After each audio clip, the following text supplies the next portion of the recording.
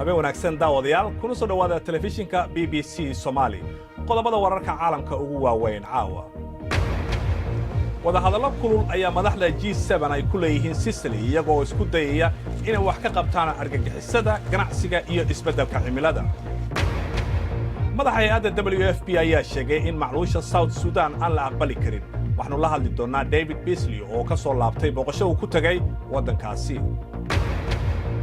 barnaamijka toddobaadka ee tiknoolajiyadda ee Clickna waxaanu ku eegi doonaa wararkii ugu dambeeyay oo uu ku jiro mashiin laga dhigay una shaqaynaya sida booliiska madaxweyne Trump ayaa ka qayb galaya shirka wadamada adduunka ugu dhaqaalaha waaweyn ee G7 ee ka dhacaya Sicily oo Talyaaniga afar ka tirsan madaxda shirka ka qayb galaysa ayaa cusub ajandayaasha ugu weyn waxaa ka mid ah la dagaalanka argagixisada ganacsiga isbeddelka cimilada dagaalada Ciraaq iyo Suuriya Cabdiraxmaan Bidaan ayaa ka waramaya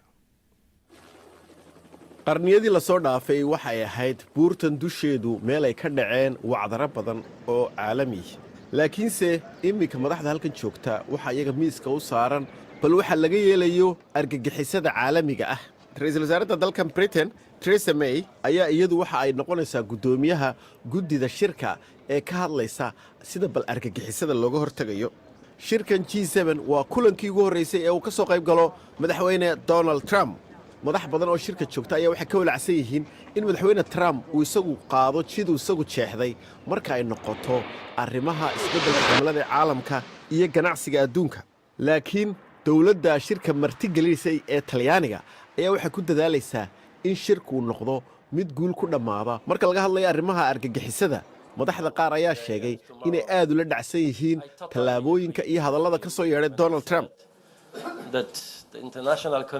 si buuxda ayaan ugu raacsanahay marka uu lahaa waa inay xoogganaadaan bulshada caalamka G7 Maraykanka Yurub xitaa marka ay timaado falalka xun sida argagixisada iyo ISIS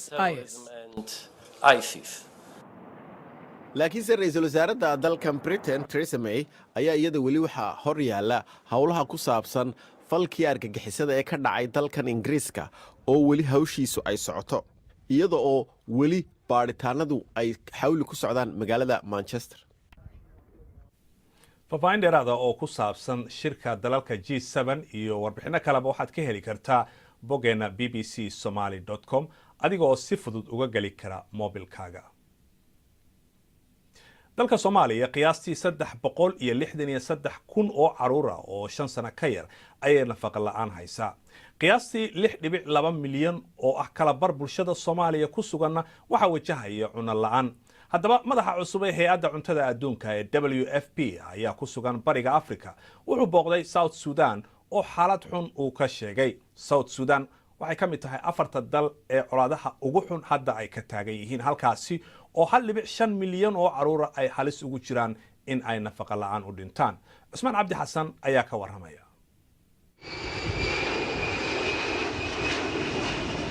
sidani waa habka ay cunnada ku helaan boqolaal kun oo u dhashay Suudaanta Koonfureed iyada uu socdo dagaalka u dhaxeeya ciidamada iyo fallaagada ayay rayidku u qaxeen xarumaha qaramada midoobay si ay ugu nabad galaan waxayna hay'adaha gargaarka ka niyad jabsan yihiin waxa ay tani uga dhigan tahay dadka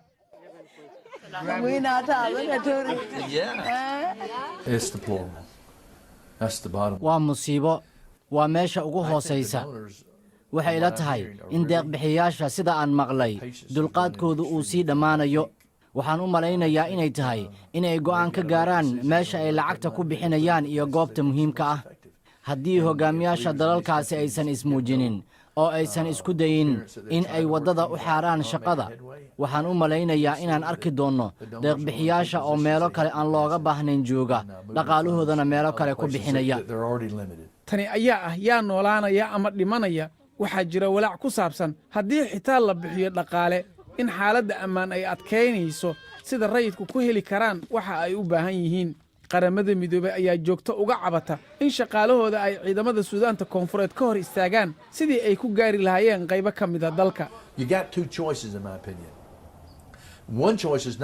waxaad haysataa laba arrimood sida ay ila tahay waxay kala yihiin 1 bixi dhaqaalaha aan u baahannahay iyo 2 dhammee colaadda cadaadiska loo baahan yahay waa in la saaraa hoggaamiyaasha dagaalkana waa inay joojiyaan meesha ay doonto ha ahaato 10 ka mid ah 13 dal ee dhaqaalaha ugu badan aan ku bixino waxaa ka taagan colaad bini'aadamka uu sababay.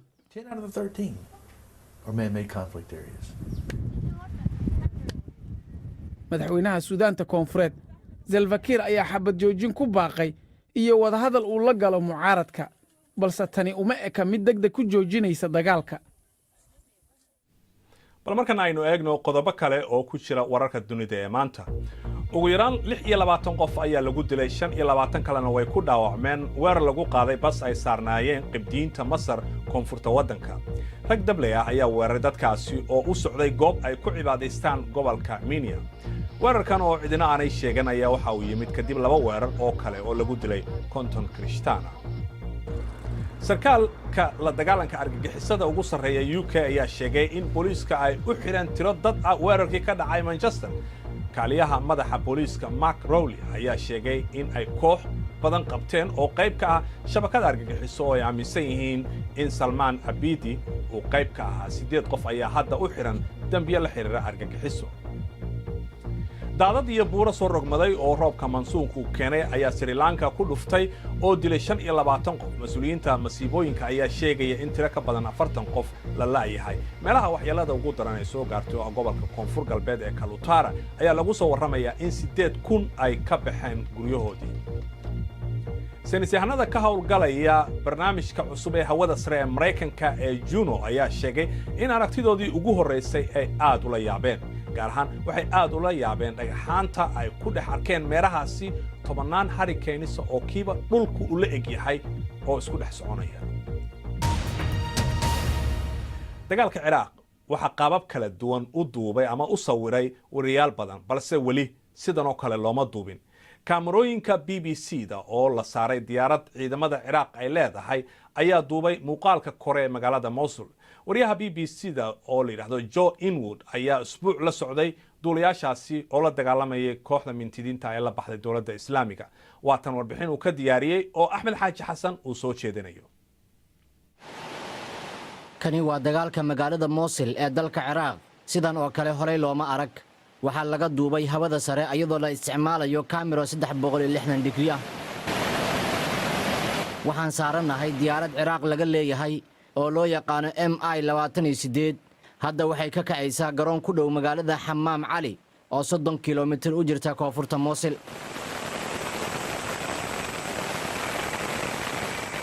dhinaca midig waxaa ka muuqda webiga Namar. dhowr maalmood kadib markii muuqaalkan aad duubnay, helikabtar ayaa la soo riday. waxaan u malaynaynaa in diyaaradda hadda aan eegayno ay tahay. labadii duuliya way dhinteen.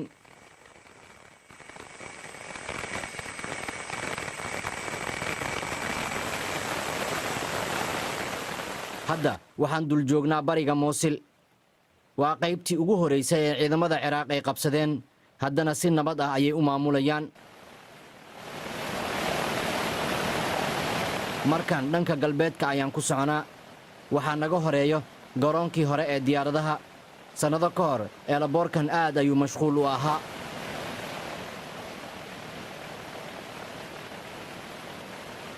dhanka waqooyiga ayaan markan u jihaysanay. halkan ayaan dhowr ilbiriqsi istaagaynaa si aan dhowr arrimood u eegno. magaalada qadiimiga ah oo dhismayaal qurxoon ay ku yaallaan, meesha la filayo in dagaalka ugu adag uu ka dhici doono. goobtan waa buundada 3aad.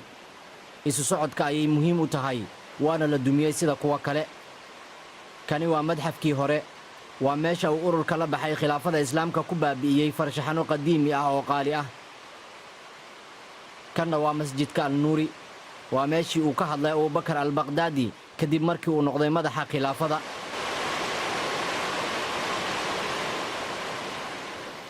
kadib saacado oo xabad la'aan ah, hadda ayaa rasaas la riday.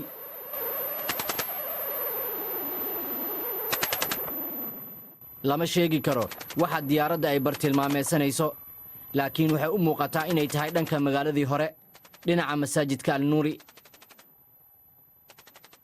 kaasna waa dagaalka Mosul. waa qayb yar oo u muuqata wax aan horey loo arag. markana wararka ciyaaraha ugu waaweyn. kooxda loo caleemad saaray horyaalka Ingiriiska ee Chelsea ayaa isku diyaarinaysa ciyaarta finalka ee koobka FA oo dhex maraysa iyaga iyo Arsenal Brito. Kooxda Chelsea ayaa markii ugu horeysay taariikhdooda waxay raadinayaan 2 koob in ay qaadaan. Arsenal waxay rajaynaysaa in ay meel sare ka gaaraan kadib markii ay booska afraad ka waayeen horyaalka iyadoo mustaqbalka maamulahooda Arsene Wenger la hadal hayo ayuu wuxuu sheegay inuu diiradda u saarayo ciyaartan finalka ah. Manchester City ayaa xagaagan u bilowday iyada oo ay ka tagayaan 4 ciyaartooy oo magac weyn ku leh kooxda. Goolayaha Willy Caballero, Jesus Navas oo dhinac ka ciyaara, Gael Clichy iyo Bakary Sagna ayaa dhammaantood ka tagayeen naadiga. Waxay ka dambeysay kadib markii kaalinta saddexaad ay ka galeen horyaalka iyadoo markii ugu horeysay Pep Guardiola uu maamulo koox Ingiriis oo England ka dhisan. Everton waxay noqonaysaa kooxdii ugu horeysay ee horyaalka Ingiriiska ee ka ciyaarta dalka Tanzania. Markay u ambabaxaan ciyaar saaxiibtinimo oo ka hor xilliga ciyaareedka dhacaysa, ciyaarta oo dhacaysa bisha July ayaa qayb ka ah heshiis naadigu uu la galay shirkad ku taala bariga Afrika oo la yiraahdo SportPesa. Everton waxay la ciyaari doonaan cidda ku guuleysata furitaanka koobkaasi SportPesa la yiraahdo. Tartankaasi oo ah mid ay ka qayb galayaan 8 kooxood oo ka dhisan Kenya iyo Tanzania. markana ku soo dhawaada barnaamijka tiknoolajiyadda ee Click. Suhayba Maxamed Baqdas ayaa soo jeedinaysa.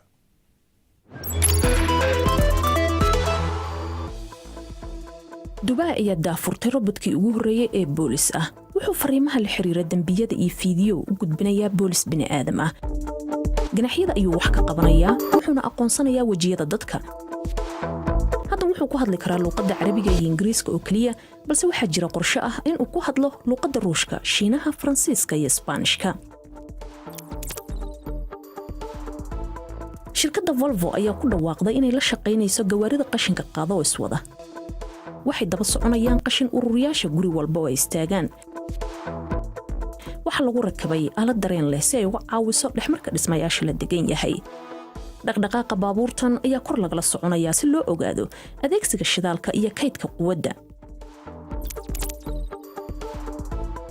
Hannaanka Google AI ee AlphaGo ayaa kaalinta koowaad ka galay dunida. AlphaGo ayaa bartay in uu dheelo ciyaarta Shiinaha ee qadiimka ah iyadoo uu bartay tartamo qadiim ah uuna isla ciyaaray kumanaan ciyaarood. War u xun haystaha bini'aadamka ee horyaalka Go balse u wanaagsanaan kara dawooyinka iyo sayniska mustaqbalka maadaama kombiyuutaradu ay ku sii fiicnaanayaan xalinta xaaladaha adag. markana waxaa xusuusin mudan in iqtiraac kasta ee ku dhisan teknoolojiyad sare ay u dhici karto farsamo ka teknoolojiyad hooseysa. Samsung ayay markale haysataa dhibaato kadib markii cilmi baarayaal ka socda naadiga Chaos Computer Club oo ka kooban koox kombiyuutarada u dhaca ee Yurub ka jirta ay soo heleen qaab fudud oo ay ku furan karaan taleefanada Samsung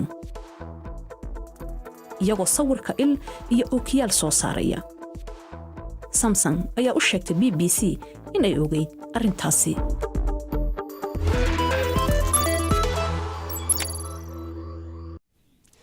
ugu dambeyntiina waxaan idin tusaynaa sawirro cajiiba oo ka yimid dalka Australia, halkaasi oo mid ka mid ah dhismooyinka adduunka ugu caansan guriga masraxa ee Sydney ay ku soo bandhigeen sawirro cajiiba ee munaasabadda sanadlaha ee nalalka ama iftiinka. Munaasabadda ayaa lagu soo bandhigay in ka badan 90 sawirro nalalka laga sameeyay oo ay dejiyeen farshaxaniistayaal ka badan 180 kuwaasi oo isugu jiray kuwa deegaanka iyo kuwa caalami ahba.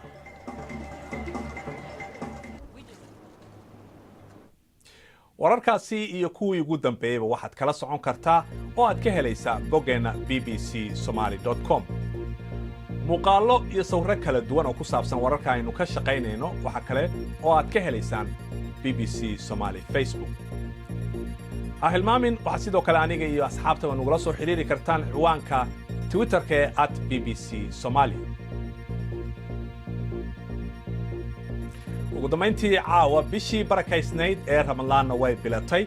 inta ayaan ku soo gabagabaynaynaa Ramadaan Kariim ayaanu idin leenahay. habeen wanaagsan.